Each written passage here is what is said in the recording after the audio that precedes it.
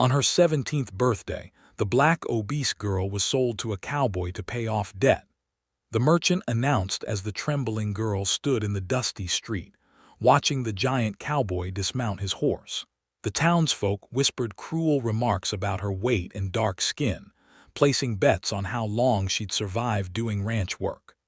They saw her as nothing more than a worthless burden, destined to disappear into servitude and be forgotten forever. But when the weathered cowboy examined the legal papers with unusual care, asking pointed questions about her parentage that made the merchant sweat nervously, something shifted. This cowboy carried secrets that could either damn her to a fate worse than slavery or unlock a truth that would shake the very foundations of their small frontier town. Would this transaction seal her doom, or reveal a destiny no one could have imagined? Ada Pierce pressed her back against the wooden post outside Harwick's general store, trying to make herself invisible. The morning sun beat down on Riverton's dusty Main Street as townsfolk gathered like vultures sensing death. She knew what today meant. Her 17th birthday had arrived like a death sentence. 5 years ago, Samuel Harwick had taken her in after her parents died. He called it charity. Ada called it slavery. She scrubbed his floors, cooked his meals, and endured his constant reminders that she was nothing but a burden. A fat, worthless mouth to feed who should be grateful for his generosity. Now even that twisted mercy had run out. Harwick stumbled from his store, reeking of whiskey and desperation. His gambling debts had grown like weeds after summer rain. The creditors had stopped accepting promises. They wanted payment in flesh and bone. Ada had learned to read by stealing glances at discarded newspapers. She taught herself numbers by watching Harwick's fumbling bookkeeping. But intelligence meant nothing when you wore dark skin in a world that valued neither. The townspeople saw her as livestock, something to be bought, sold, or discarded when inconvenient. Mrs. Henderson pointed at Ada while whispering to her neighbor. The blacksmith's wife laughed behind her hand. 3 cowboys from the saloon made crude jokes about her size. Ada kept her eyes on the ground, swallowing their cruelty like bitter medicine. Harwick cleared his throat and raised his voice. "Ladies and gentlemen, today we settle accounts. This girl here will work off what I owe. Any rancher willing to take her earns my debt forgiveness." The crowd murmured with cruel amusement. Old Pete, who worked odd jobs around town, shook his head sadly. Most others seemed entertained by the spectacle. Ada felt their stares like brands against her skin. "How long you think she'll last mucking stalls?" someone called out. "Might eat more than she's worth," another voice added. Ada clenched her fists. She had survived 5 years of Harwick's abuse by staying quiet and invisible, but something inside her refused to break completely. She lifted her chin slightly, meeting a few stares with steady eyes. The sound of approaching hooves cut through the crowd's chatter. 2 riders appeared at the end of Main Street, moving with purpose rather than haste. The first man sat tall in his saddle despite his weathered appearance. His clothes were clean but worn, his hat pulled low against the sun. Something about his posture suggested both strength and gentleness. His companion was younger, dressed like a businessman despite the frontier setting. He carried a leather satchel and notebook, scanning the crowd with calculating eyes. Both men dismounted with practiced ease. The older cowboy's boots hit the dust with authority. When he removed his hat, Ada saw kind eyes set in a face carved by years of outdoor work. Gray streaked his dark hair, but his movements remained strong and sure. Harwick stepped forward with forced confidence. "You gentlemen hear about the arrangement." The weathered cowboy nodded slowly. His gaze found Ada, studying her face with unexpected intensity. She felt exposed under his scrutiny but not diminished. He looked at her like she was a person, not property. "You got the papers?" the cowboy asked. Harwick produced a crumpled document from his vest pocket. The cowboy's companion moved closer, examining the writing with professional attention. He frowned, pointing at specific lines. The 2 men exchanged meaningful glances. "This says she's 17 today," the businessman asked. "That's right. Born September 15, 1870. Ada watched the cowboys' faces change. The older man's jaw tightened. His companion made notes in his book with sudden urgency. Something had shifted in the air like the pressure before a storm. "What about her parents?" the weathered cowboy pressed. "Their names," Harwick shifted nervously. "Dead, been taking care of her out of Christian kindness. I asked for their names. Lily Pierce and—" Harwick hesitated. "Some drifter, doesn't matter now." The cowboy's eyes hardened. He studied the document again, then looked directly at Ada. She saw recognition flicker across his features, followed by something that looked like guilt and determination mixed together. "You got any other papers? Birth certificate? Anything official? What's it matter, you taking her or not?" The businessman whispered urgently to his partner. Ada couldn't hear the words, but their meaning felt enormous. The crowd sensed tension building, pressing closer with hungry curiosity. The weathered cowboy folded the document carefully and tucked it into his shirt pocket. When he looked at Ada again, his expression held secrets that could reshape her entire world. "Yeah," he said quietly, "I'll take her."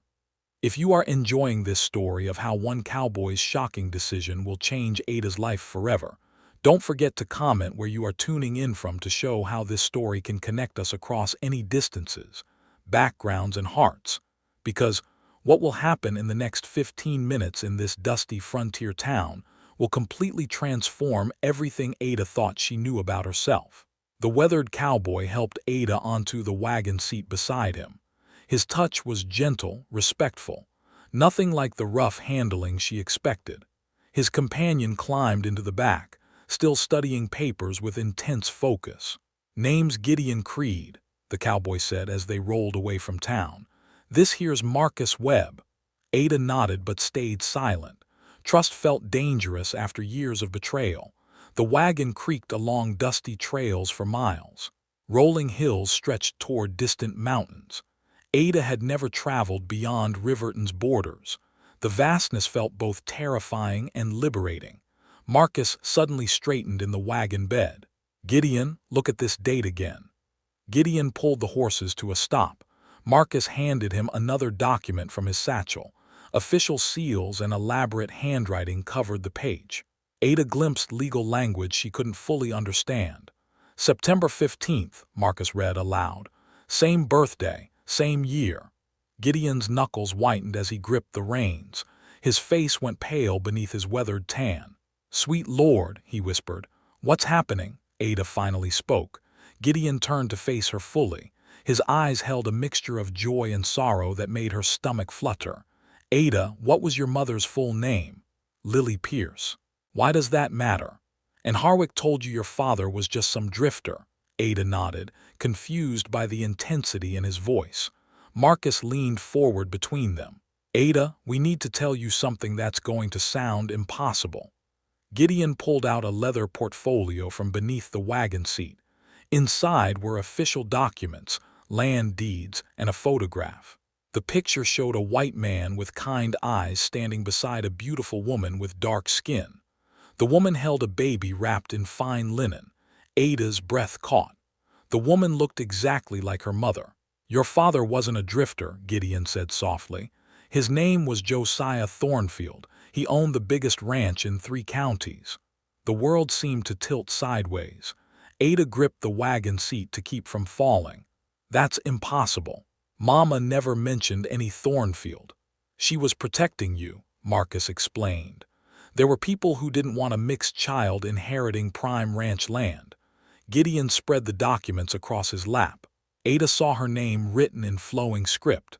Legal language declared her the sole heir to 10,000 acres, cattle herds, water rights, and mineral claims. "Harwick's been stealing your mail for 5 years," Gideon continued. "Every letter from lawyers, every legal notice. He was supposed to be your guardian until you turned 17. Ada stared at the papers. The numbers seemed impossible. The wealth described could buy and sell the entire town of Riverton. "Why should I believe you?" Gideon pulled out one final document.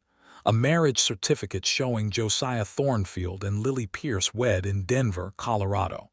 The date was 18 years ago. "Your parents loved each other enough to face the whole world's hatred," he said. "Your father made me promise to find you if anything happened to them. You knew my parents. I was your father's foreman for 12 years. I held you when you were 2 days old." Tears blurred Ada's vision. Memories she thought were dreams suddenly felt real. A man with gentle hands lifting her high. A woman's laughter mixing with deeper tones. Safety and love before the world turned cruel. "Where were you when they died?" she asked. Guilt clouded Gideon's features. "Away on cattle business. Got back to find the ranch house burned and your family gone. Took me 5 years to track you down." The wagon resumed rolling toward the horizon. Ada's mind spun with impossible truths. She wasn't worthless livestock. She was an heiress.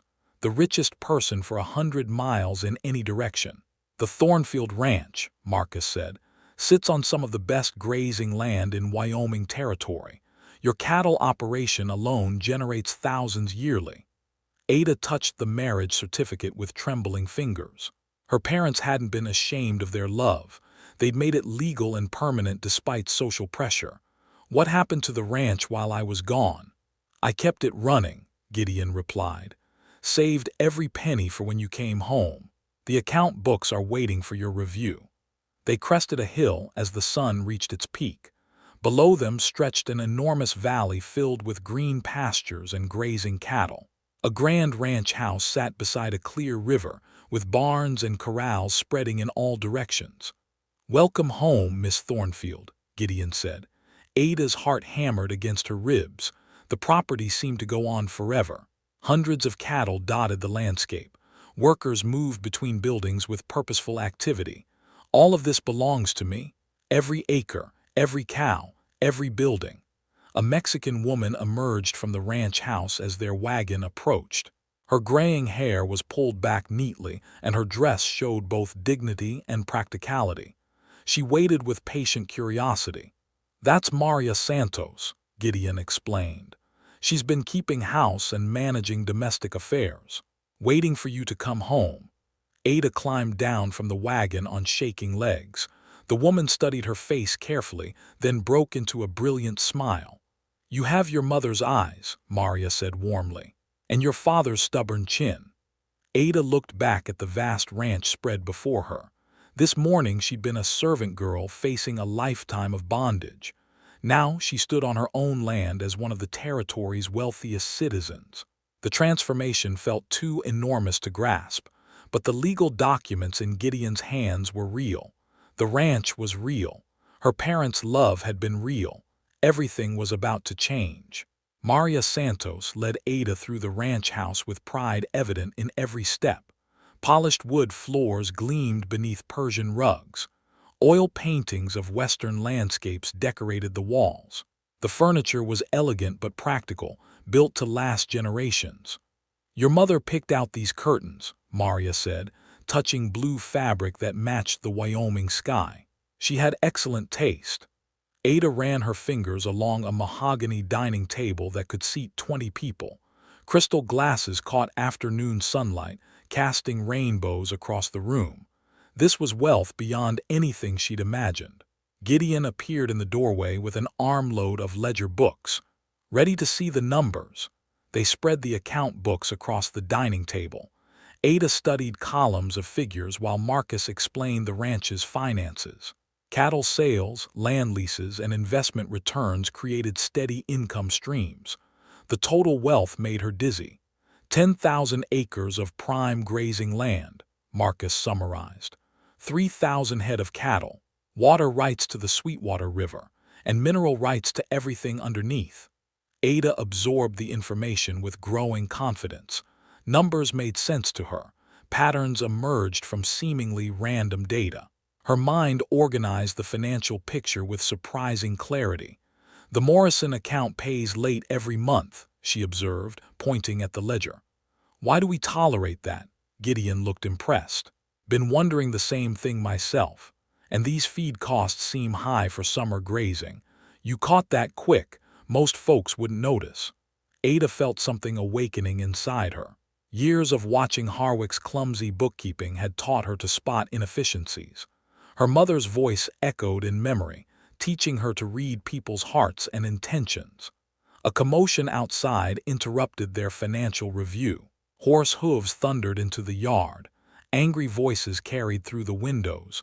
Gideon moved to peer outside, his expression darkened. Judge Clayton Morse, Sheriff Dutch Reynolds, 3 others from the Cattlemen's Association. "What do they want?" Ada asked. "To cause trouble." The men dismounted with obvious aggression. Judge Morse was a thin man with cold eyes and expensive clothes. Sheriff Reynolds looked like a bully who'd found legal authority for his cruelty. The association members were wealthy ranchers accustomed to getting their way. Maria positioned herself protectively near Ada. "They've been sniffing around since word spread about your return," she whispered. Gideon opened the front door before anyone could knock. The visitors pushed inside without invitation. "Creed," Judge Morse said curtly, "we need to discuss this situation." "What situation is that?" "Don't play stupid. You can't just install some girl and claim she owns the Thornfield spread." Ada stepped forward from behind Maria. The men's faces showed surprise, then disgust when they saw her clearly. She felt their judgment like physical blows but kept her spine straight. "I have legal documentation," she said calmly. Judge Morse laughed with ugly amusement. "Documents can be forged. Witnesses can be bought. You think anyone will believe Josiah Thornfield married a slave and left everything to their mongrel child?"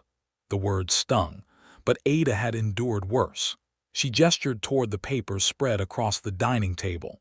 "The marriage certificate is registered in Denver. The will was properly witnessed and filed. My inheritance is completely legal." Sheriff Reynolds stepped closer with obvious intimidation tactics. "Legal don't mean much out here, girl. Accidents happen to folks who don't know their place." Gideon moved between them, his hand resting casually on his gun belt. "That sounded like a threat, Sheriff. Just stating facts about ranch life." Marcus emerged from the kitchen carrying more official documents. He'd been busy while they talked. "Actually, gentlemen, Miss Thornfield's claim has federal backing. Any interference with her property rights becomes a federal crime." The association members exchanged worried glances. Federal law carried more weight than local corruption, but Judge Morse wasn't finished. "Even if the paperwork's legitimate, this ranch is too much responsibility for a child, especially one with no education or experience." Ada felt anger building in her chest. These men saw her as nothing but skin color and body shape. They couldn't imagine intelligence hiding behind appearances they despised. "Test me," she said quietly. "What? You think I'm too ignorant to run this ranch? Test my knowledge." Judge Morse's eyes lit with cruel anticipation. He clearly expected to humiliate her publicly. "Fine. What's the current market price for beef cattle in Denver?" $18 per head for prime stock, $14 for standard grade. The judge blinked, surprised by her quick answer. "How many acres can support one cow in this climate?" "Depends on rainfall, but generally 15 to 20 acres per head in good years." Sheriff Reynolds leaned forward. "What about water rights law?" Ada smiled slightly. She'd studied this carefully while reviewing the ledgers. "Prior appropriation doctrine. First in time, first in right. The Thornfield Ranch has senior water rights dating back 22 years. No downstream users can restrict our access." The men's confident expressions began wavering. Ada was answering every question correctly and quickly. Marcus pulled out a map showing oil seepage near the river. "There's also this," he said casually. The visitors crowded around the map. Dark stains marked several locations across Thornfield property. Ada felt excitement building as she realized the implications. "Oil deposits," she said. "On my land." Judge Morse's face went white. Oil meant wealth beyond cattle ranching. It meant power that could challenge the entire local establishment. Sheriff Reynolds backed toward the door. "This ain't over," he muttered. "Yes, it is," Ada replied with quiet authority. "This is my ranch, my land, my future. Anyone who wants to change that will have to follow the law." The visitors left with their tails between their legs. Ada watched them ride away, feeling strength she'd never known she possessed. 3 weeks after the confrontation, Ada woke to find 20 cattle dead near the river. Their bodies showed no signs of disease or injury. Poisoning seemed the only explanation. Gideon examined the carcasses with grim expertise. Someone put something in their water source upstream, he concluded. Ada felt cold fury building in her chest. The dead cattle represented hundreds of dollars in lost revenue. More importantly, they represented an attack on innocent animals and her workers' livelihoods. "Post guards on all the water sources," she ordered. "Double the night patrols." The ranch hands nodded with respect. Over the past weeks, Ada had earned their loyalty through fair treatment and practical decisions. She knew each man's name, his family situation, and his skills. James Lightfoot approached from the horse corrals. The young Native American had become Ada's trusted advisor on livestock matters. His knowledge of animal behavior surpassed anyone else on the ranch. "Found tracks upstream," he reported quietly. 3 riders, shod horses, came in after midnight. Ada studied the information carefully. The attack had been planned and executed with precision. This wasn't random violence but calculated sabotage. "Any chance of identifying the horses?" "Working on it. One has a distinctive chip in the left front shoe." Maria Santos hurried from the house carrying a leather portfolio. Her usually calm demeanor showed signs of strain. "These came with the morning mail," she announced, handing Ada several official-looking documents. Ada examined the papers with growing alarm. The first was a tax assessment claiming she owed thousands in back property taxes.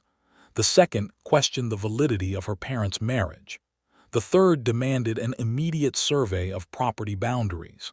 All 3 documents bore Judge Morse's official seal. Marcus appeared from the barn where he'd been reviewing shipping contracts.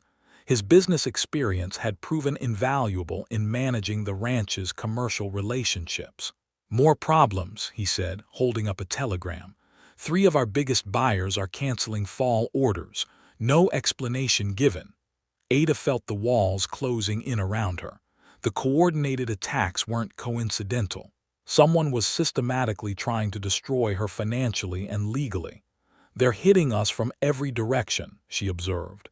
Gideon spat into the dust. "Classic intimidation tactics. Make life so miserable you'll sell cheap just to escape." "Who's behind it?" "Got to be the Cattlemen's Association. They want your land, especially with oil deposits confirmed." Ada walked to the porch railing, looking out over the vast property her parents had died protecting. The responsibility felt enormous, but surrender wasn't an option. Too many people depended on the ranch for their livelihoods. Old Pete hobbled up the road leading a lame horse. The elderly man had worked odd jobs around the territory for decades. His weathered face showed excitement despite his exhaustion. "Miss Ada," he called breathlessly, "need to talk to you private-like." They gathered in the parlor where Pete accepted a glass of water gratefully. His gnarled hands shook as he drank. "Been thinking about what you said regarding your folks," he began, "about them dying in that fire." Ada leaned forward with sudden attention. "You knew my parents, worked for your daddy couple seasons. Good man, fair wages, decent treatment." "What about the fire?" Pete's eyes darkened with memory. "Weren't no accident. I seen 3 riders leaving that night, recognized 2 of them horses." The room fell silent except for the ticking clock on the mantel. Ada's heart hammered against her ribs. "Who did you recognize?" "Judge Morse's stallion, distinctive white markings, and Sheriff Reynolds rides that big bay with the scarred shoulder." Marcus began taking notes rapidly. "You're saying they murdered the Thornfields. Can't prove murder, but they was there that night, left in a hurry when the flames got going." Ada felt pieces of a larger puzzle clicking into place. Her parents hadn't died in a random accident.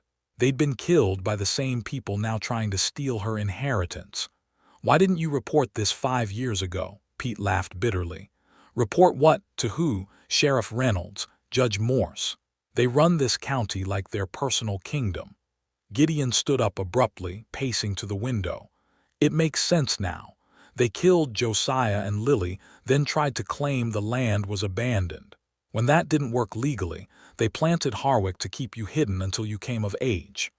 Then they'd forge documents saying you died or disappeared, Marcus added. Clear title to 10,000 acres plus oil rights. Ada felt sick to her stomach. The conspiracy had been years in the making. Her parents' deaths weren't random violence but calculated murder for profit. What about Harwick? She asked. Was he part of the original plan? Probably just a convenient drunk they could manipulate, Gideon replied. Keep you isolated and uneducated so you'd never discover your inheritance. James Lightfoot entered quietly from the kitchen. Found the chipped horseshoe. Belongs to Sheriff Reynolds' deputy. Saw him riding it this morning in town. The evidence was mounting into an undeniable pattern. Local law enforcement was actively sabotaging her ranch while covering up her parents' murder. Ada stood up with new determination. The scared servant girl was completely gone now, replaced by a woman who understood her enemy and her own power. They killed my parents for this land, she said quietly. Now they're trying to finish what they started. Maria crossed herself. What do? We fight back, but not with guns or violence. We use the law against them. Marcus looked up from his notes. How do we get justice when the local judge and sheriff are the criminals? Ada smiled grimly. We go over their heads, all the way to the territorial government if necessary. The battle for Thornfield Ranch was about to escalate beyond anything the conspirators expected. Rebecca Morrison arrived on the Tuesday stagecoach with 3 trunks and a briefcase full of legal documents. The educated suffragette from Boston had answered Ada's telegram requesting help with federal law.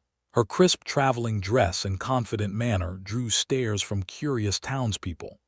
Ada met her at the depot personally. Rebecca's sharp eyes took in everything from Ada's fine clothing to the respectful way ranch hands tipped their hats. This wasn't the helpless victim her telegram had suggested. Miss Thornfield, Rebecca said with a firm handshake, your situation sounds fascinating. They rode back to the ranch in Ada's new carriage. Marcus had insisted she needed transportation befitting her status as a major landowner. The vehicle announced her prosperity to anyone watching. Tell me about these federal jurisdiction questions, Rebecca said, reviewing the documents Ada provided. Oil deposits cross state territorial lines. Water rights affect federal waterways. And my parents' murders involved mail fraud when they intercepted legal correspondence. Rebecca nodded approvingly. Excellent analysis. You've been studying law. Studying everything I can get my hands on. At the ranch, Rebecca met with old Pete to document his eyewitness testimony. Her legal training helped extract crucial details the old man had forgotten or dismissed as unimportant. The judge was carrying official papers that night, Pete remembered under careful questioning. Big envelope with wax seals. Probably forged property transfer documents, Rebecca concluded. They planned to claim your father sold the ranch before his death. Marcus had been busy gathering additional evidence. Bank records showed suspicious cash deposits into Judge Morse's account shortly after the fire. Sheriff Reynolds had purchased new property with no documented income source. Financial crimes create paper trails, Rebecca explained. Much easier to prove than violent acts. Ada spent her evenings learning legal procedures and territorial law. Rebecca proved an excellent teacher, helping her understand how federal courts work differently from local corruption. Knowledge is power, Rebecca reminded her, especially for women who can't rely on physical strength or political connections. 2 weeks into Rebecca's stay, Federal Marshal Thompson arrived unannounced. The grizzled lawman had ridden hard from the territorial capital after receiving Ada's formal complaint. Serious charges you're making, Miss Thornfield, he said, reviewing their evidence. Murder, fraud, mail tampering, official corruption. Serious crimes require serious investigation, Ada replied calmly. Marshal Thompson was impressed by the organized documentation. Rebecca had helped present everything with legal precision. Witness statements, financial records, and physical evidence created a compelling case. This goes way beyond local jurisdiction, he agreed. Federal courts will handle prosecution. The marshal established his investigation headquarters at the ranch. His presence sent shockwaves through Riverton's power structure.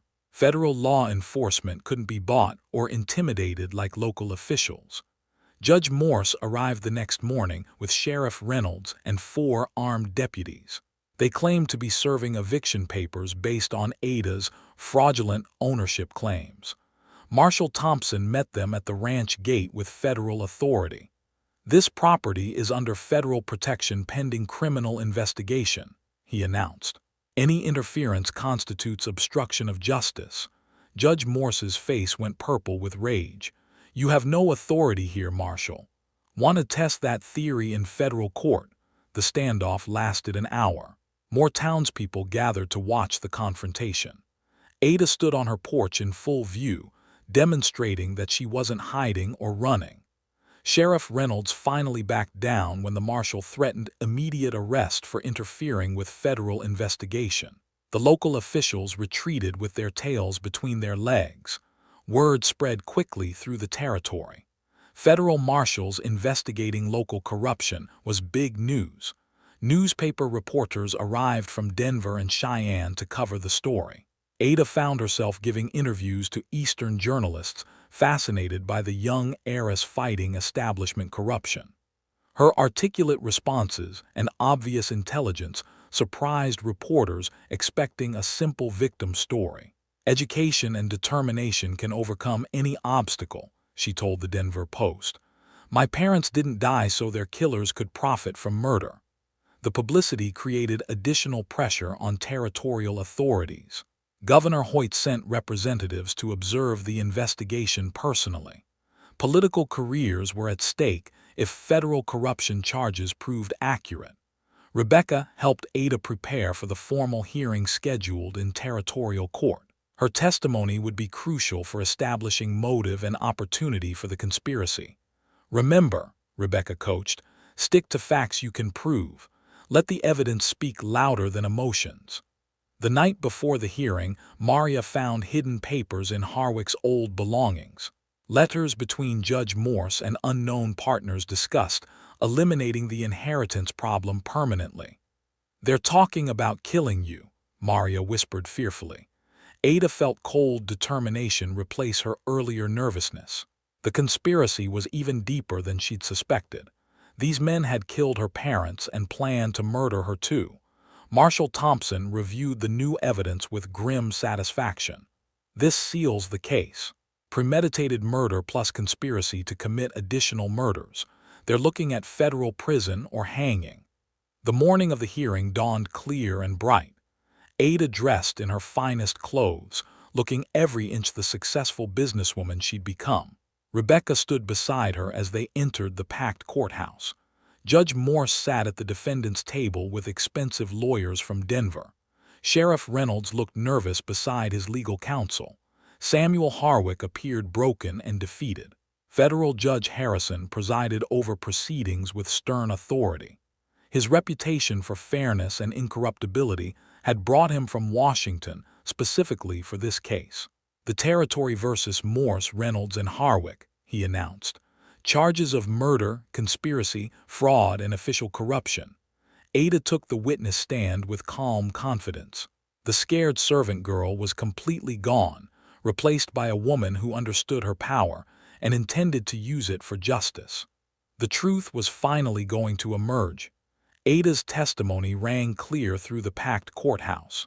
She presented evidence methodically, her voice steady despite the weight of accusation. Judge Morse's expensive lawyers tried interrupting, but Federal Judge Harrison maintained strict order. "The financial records show payments coinciding with my parents' deaths," Ada stated, pointing to bank documents. "The pattern is undeniable." Old Pete took the stand next, his weathered hands shaking as he swore on the Bible. His eyewitness account of seeing Judge Morse and Sheriff Reynolds fleeing the fire scene created audible gasps from spectators. Rebecca presented the intercepted letters discussing the inheritance problem. The defendant's own words condemned them more powerfully than any outside testimony. Samuel Harwick broke first under cross-examination. His alcoholism and fear of prison loosened his tongue completely. "They told me to keep her ignorant," he sobbed. "Said if she ever learned the truth, we'd all hang for murder." Judge Morse's face went white as his co-conspirator confessed everything. The careful conspiracy of silence crumbled in minutes. Sheriff Reynolds tried claiming he was just following orders, but the evidence showed active participation in planning and execution. His deputy's horseshoe at the cattle poisoning scene linked him to ongoing sabotage. Judge Harrison deliberated for 2 hours before returning with his verdict. Guilty on all charges. The defendants will face federal sentencing next month. The courthouse erupted in cheers and shocked murmurs. Ada felt justice washing over her like cool water after years in the desert. Outside, newspaper reporters surrounded her with questions about her plans. Ada spoke confidently about expanding the ranch and serving her community. "This victory belongs to everyone who believes in truth over corruption," she declared. Marshall Thompson shook her hand with genuine respect. "You've got more backbone than most men I know, Miss Thornfield." The ride back to the ranch felt like floating on clouds. Rebecca sat beside her, beaming with professional satisfaction at the legal victory. "You were magnificent in there," she said. "Calm, factual, and completely unshakable." Maria waited on the porch with James Lightfoot and the ranch hands. Their faces showed joy mixed with relief that the long nightmare had finally ended. "Justice for your parents," Maria said, embracing Ada warmly. That evening, they celebrated with a feast that brought together everyone who'd supported Ada through the ordeal. Ranch hands sat beside educated professionals. Mexican vaqueros shared tables with former slaves and white settlers. Gideon raised his glass in a toast to Ada Thornfield, who proved that courage and intelligence can defeat any conspiracy. The celebration continued late into the night with music and dancing. Ada felt truly happy for the first time since childhood. Her parents were avenged, her inheritance secured, and her future bright with possibility. 1 year later, Ada stood on her porch wearing an elegant blue dress that complemented her confident bearing. The ranch had prospered beyond everyone's expectations under her leadership. The oil discovery had generated enormous wealth, but Ada used it wisely. She'd built an integrated school that welcomed children of all backgrounds.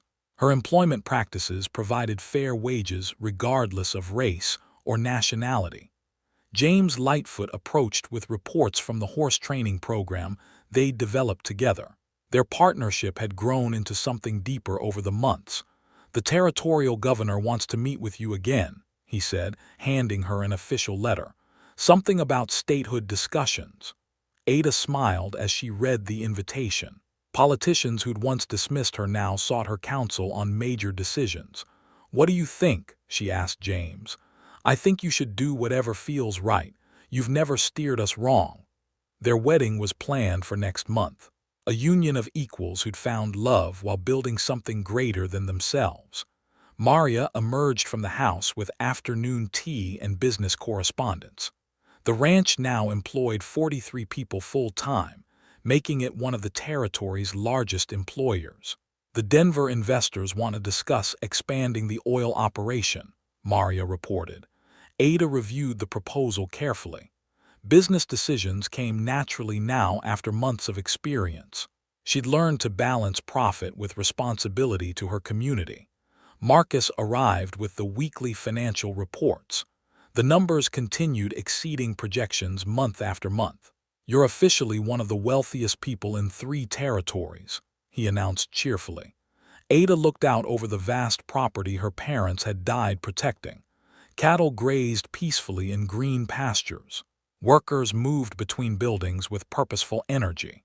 Children played near the integrated school she'd built. This was the legacy Josiah and Lily Thornfield had envisioned. A place where love conquered hatred, where opportunity existed for everyone willing to work hard. Rebecca returned from her latest trip to Washington with news about women's suffrage progress. Her legal expertise had opened doors throughout the territorial government. "The governor wants your opinion on the new Constitution," she said.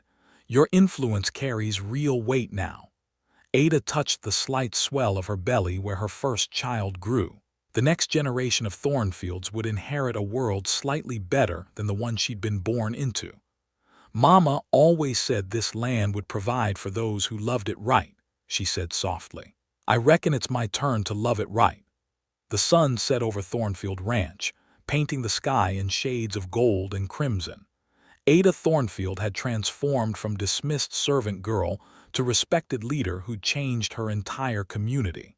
Her journey from humiliation to triumph proved that courage, intelligence, and moral authority could overcome any injustice. The scared girl sold to pay debts had become a woman who rewrote the rules for everyone.